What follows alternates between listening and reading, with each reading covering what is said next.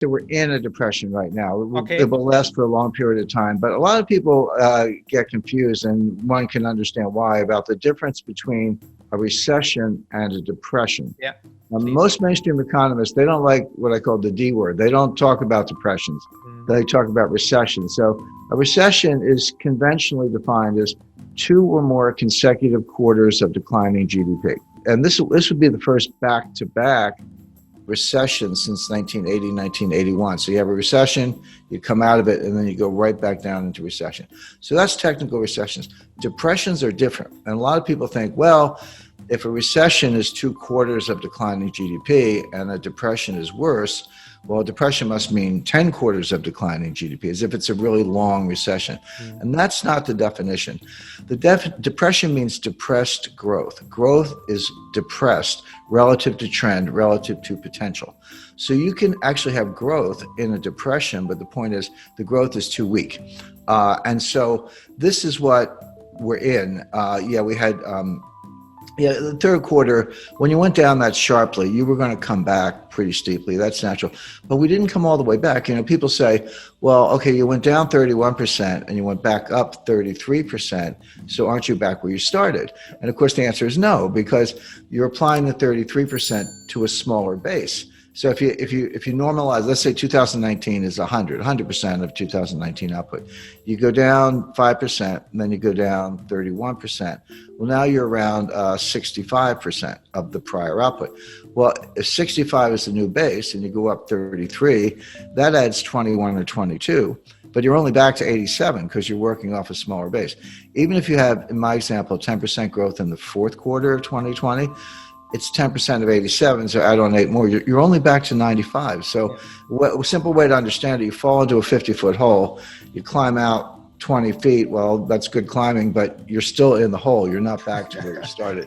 But a better comparison is maybe Japan. I would say Japan has been in depression since 1990. Yeah. Now, it doesn't mean, now they had growth and recessions and growth and recessions. You can have 2 or more recessions in a depression with periodic growth. But the point is, you never get back to the old potential. I mean, a good example, the Japanese stock index, the Nikkei index, in New Year's Eve 1989, it was 40,000.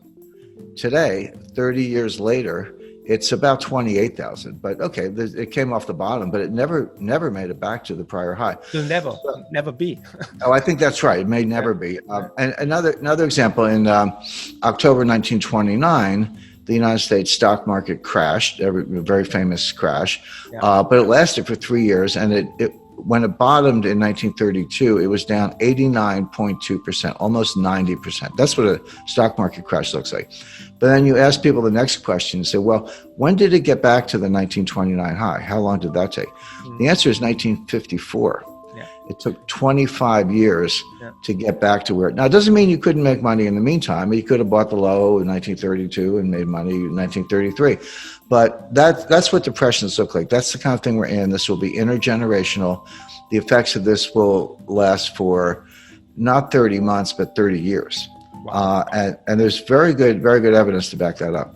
There was a group, it was an economist at the Federal Reserve Bank of San Francisco and 2 academic economists. And they looked at all of the pandemics in the last 650 years, going back to the Black Death. I often criticize economists because their time series are too short. They say they're doing correlations and regressions. I was like, well, no, we need a much bigger time series. Well, 650 years is good enough.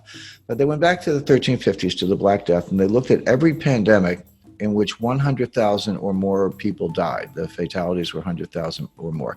Of course, the 2 worst were the Black Death, the plague in the 1350s, and the Spanish flu around 1918, 1919. The Black Death was about 75 million dead, they estimate, and the Spanish flu was 100 million dead. And then after that, there were several where there were 2 million fatalities and some fewer. They were using 100,000. Well, there were only 15 pandemics in the 650 years where 100,000 or more died. COVID-19, by the way, is going to end up being 3rd on the list. Right now, it's 5th, but we have over 1.8 million fatalities, but it's not under control.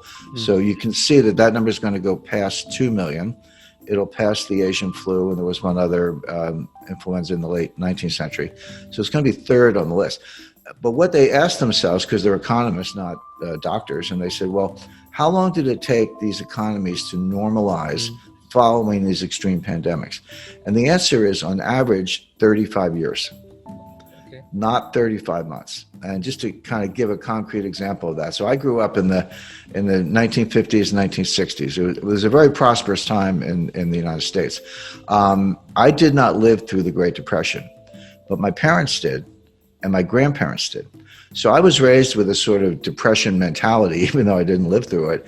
And when we were little kids, 9 years old, my parents would send us that. We'd take our wagons and go door to door and collect tin cans and newspapers.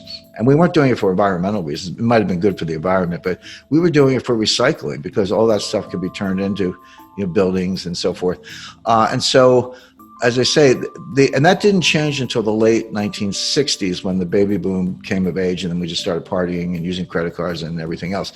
So it did change, but it took 30 years to change. In other words, the behavioral and adaptive effects of the Depression of the 1930s lingered through the 1960s. And that's my experience, but it's consistent with what these researchers found out. But at the end, when we get to asset allocations, I said, the first thing I do is I explain my methodology and explain what diversification is. Diversification is a very powerful tool. It does what it's supposed to do, which is increases your total return with less risk. But people don't understand how to diversify. I run into people, they say, well, I'm diversified. I own 30 different stocks in 10 different sectors, technology, consumer non-durables, minerals and mining, et cetera. And I say, you're not diversified. You may have 30 stocks, but you're in one asset class called stocks. So when stocks are hard, they'll go up together. I'm not saying they won't go, they'll go up together and go down together. So you may have 30 stocks, but you're not diversified. Diversification is, okay, have a slice for stocks, that's fine. Gold, cash, real estate, treasury notes, and alternatives. That is closer to real diversification. So in particular, I recommend about a 10% allocation to gold. And people always want to put words in your mouth. They say, well, Jim Rickards says, sell everything and buy gold. I've never said that. I don't believe that. But a 10% allocation, I think, is right. That will, if there is extreme inflation, that will produce gains that are so large, they'll kind of insulate the rest of your portfolio. So you're protected that way. And if there's a loss of confidence in the dollar or some kind of currency collapse, again, gold will do very well. I also recommend 10-year treasury notes, or for the German investor, bonds, 10-year bonds. And the reason for that is, first of all, they're high credit, they're liquid, but interest rates are going to go lower, which produces capital gains. It's a little bit counterintuitive. People don't understand bond math, but it's pretty simple. If interest rates go down, the value goes up. So as interest rates go down, you're getting more capital gains. So we have a lot of, very smart, very prominent people in the United States, Jeff Gundlach, Bill Gross, Dan Isaacson at PIMCO, and others who say, the interest rates are too low. This is the greatest bond market bubble in history. Short the bond market, et cetera. One by one, they've been carried out feet first. They've been wrong about that. And the reason is they confuse real rates and nominal rates. So nominal rates, that's the rate you see on television or when you look at a screen. That's the nominal rate. But the real rate is the nominal rate minus inflation. And the problem is nominal rates are low. That's true, but real rates are not low. I borrowed money in 1980 at 13%. That was my first mortgage. My mother cried because her first mortgage was 2%. But I said, Mom, I'm borrowing at 13%, but inflation was 15%. So my real rate was -2. Plus taxes were 50%, 50, and my interest was tax deductible. So I got a tax benefit on the money I was paying of 50% on the 13%. So that's another 7%, 7.5%. So my after-tax rate, after inflation, after taxes, my real rate was -8. So I was borrowing at 13 nominally, but my real rate after taxes and inflation was -8. That's a low real rate. But the point is that that's where we have to get to. If you want to stimulate the economy and borrowing and lending and spending and investment, et cetera, you have to get real rates much lower than they are right now. Well, we're not getting inflation. Eventually we may, down the road we may, but not now. Deflation is a greater danger. So if if inflation is declining, we're getting disinflation and deflation, and the nominal rate is here. How low does the nominal rate have to go to get to a negative real rate? Well, it's got to go negative. It's got to go maybe -2 or -3. That will produce enormous capital gains for the bondholders.